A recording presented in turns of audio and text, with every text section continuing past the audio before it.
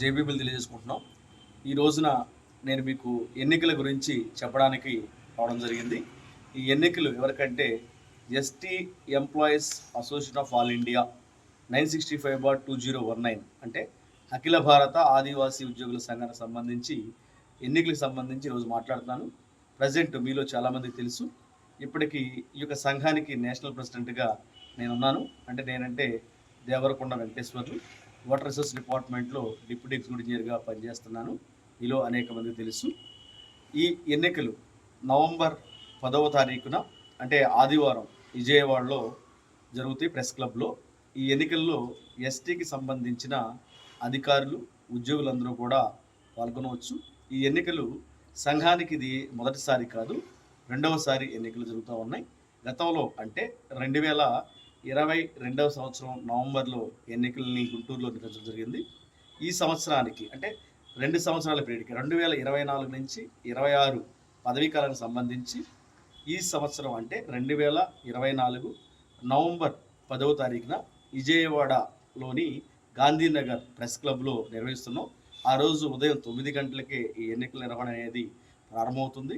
ఈ ఎన్నికల నిర్వహణ కోసం భారత రాజ్యాంగంలోని 324 నుంచి 329 వరకు ఏవైతే అధికారాలు ఉన్నాయో అధికారాలని స్ఫూర్తిగా తీసుకుని ఎన్నికలు నిర్వహించడం జరుగుతుంది. ఈ ఎన్నికలకు సంబంధించి ఇప్పటికే ఎన్నికల అధికారులను నియమించడం జరిగింది. అదేవిధంగా ఎన్నికలకు సంబంధించిన నోటిఫికేషను, షెడ్యూల్ డేట్స్ అన్నీ కూడా ఆల్రెడీ ప్రకటించడం జరిగింది. ఇప్పుడు అనేక వాట్సాప్ గ్రూపుల్లో ఆల్రెడీ డాక్యుమెంటేషన్ రూపంలో ఈ ఎన్నికలకు సంబంధించిన వివరాలన్నింటినీ కూడా పొందుపరిచి పంపించడం జరిగింది. ఇప్పుడు ఈ వీడియో ద్వారా మీ అందరికి కూడా పంపించడం జరుగుతుంది. దయచేసి ఈ దేశం అత్యున్నత స్థాయిలో ఉండాలంటే ఎన్నికల గురించి కూడా అందరికీ తెలియాల్సిన అవసరం ఉంది. ఎన్నికలంటే ఈ దేశాన్ని, రాష్ట్రాన్ని పరిపాలించడానికి సంబంధించిన ఎన్నికలే కాకుండా అనేక సంఘాలు ఏవైతే ఈ సమాజం కోసం పనిచేస్తూ ఉన్నాయో, ముఖ్యంగా అధికారులు, ఉద్యోగులు నిర్వహిస్తున్న సంఘాలు ఏవైతే ఉన్నాయో ఆ సంఘాలకు ఖచ్చితంగా ఎన్నికలు జరగవలసిన అవసరం ఉంది.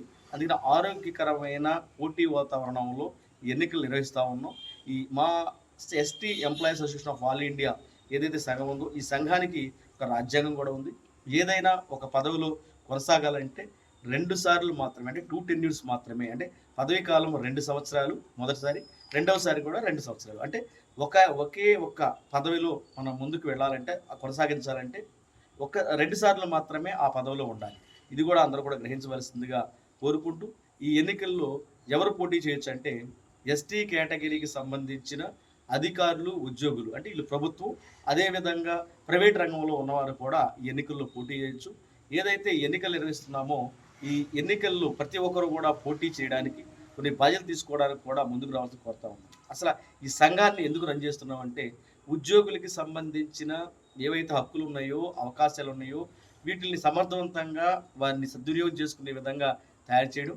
అదేవిధంగా ఈ యొక్క సంఘం బహుజన భావజాలంతో స్థాపించబడింది. బహుజన పితామహులు, మాతామహులు ఎవరైతే ఉన్నారో వారి యొక్క స్ఫూర్తితో ఈ సంఘాన్ని నడుపుతూ ఉన్నాము. కాబట్టి ఆ స్ఫూర్తితో నడిపించాలి అంటే ఈ చైతన్యవంతం కూడా అవ్వాల్సిన అవసరం ఉంది. ఎందుకు ఈ బహుజన పితామహులు, మాతామహుల యొక్క స్ఫూర్తితో నిర్వహిస్తున్నామంటే ఈ రోజున బహుజనుల్లో అనేక మంది అనేక హక్కుల్ని పొంది ఈరోజు ధైర్యంగా నిలబడగలుగుతున్నారంటే కేవలం ఆ రోజుల్లో బహుజన పితామహులు, మాతామహులు వారి జీవితాంతం ఎంతో కృషి చేసి చివరికి వాళ్ళ యొక్క జీవితాన్ని కూడా త్యాగం చేసి, ప్రాణాలను కూడా త్యాగం చేసి అనేక హక్కుల్ని, అవకాశాలని మనకు కల్పించారు. కాబట్టి హక్కుల్ని, అవకాశాలని నిలబెట్టుకోవడం, పరిరక్షించుకోవడం, ఇప్పటివరకు ఇంకా మనం పొందని హక్కులు ఏవైతే ఉన్నాయో హక్కులను కూడా పొందాలంటే ముందుగా ఒక ముందడుగు వేయవలసింది అధికారులు, ఉద్యోగులే. కాబట్టి దయచేసి నేను చెప్పే విషయాలన్నింటినీ కూడా పాజిటివ్గా తీసుకుని ఈ యొక్క సంఘానికి సంబంధించిన ఎన్నికల్లో ప్రతి ఒక్కరూ కూడా పోటీ చేయడానికి ప్రయత్నం చేయాలని చెప్పేసి, మన హక్కుల్ని మనమే కాపాడుకోవాలి, మన హక్కుల్ని మనమే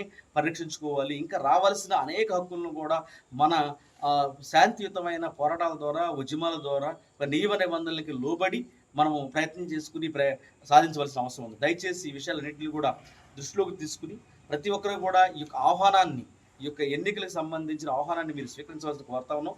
ఇప్పటికే అనేక వాట్సాప్ గ్రూపుల్లో ఈ యొక్క సమాచారాన్ని పంపించాము.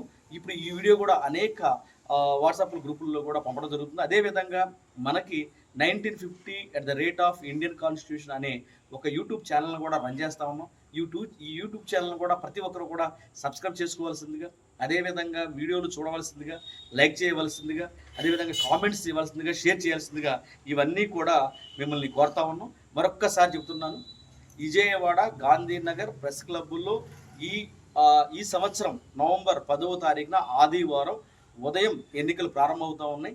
ST employees association of all India అంటే అఖిల భారత ఆదివాసీ ఉద్యోగుల సంఘానికి ప్రతి ఒక్కరూ ఎన్నికల్లో పాల్గొనవలసిందిగా ప్రతి ఒక్కరిని కూడా కోరుతా ఉన్నాం.